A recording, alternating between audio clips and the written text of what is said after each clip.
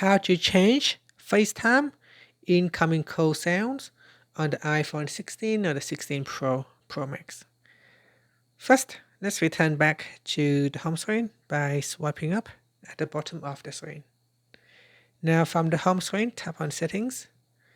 Then in the Settings page, we scroll down. In here, tap on Apps. Then scroll down and tap on FaceTime. From here, we want to tap on Notifications. Then scroll down and tap on Sounds. From the list here, you can select the default sound. If you have added some custom sound, you can also choose custom sound. Here, go down the list and select the sound that you want to use.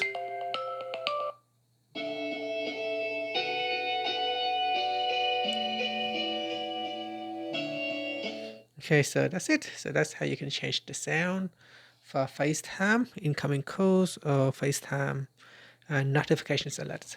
Finally, swipe up to return back to the home screen.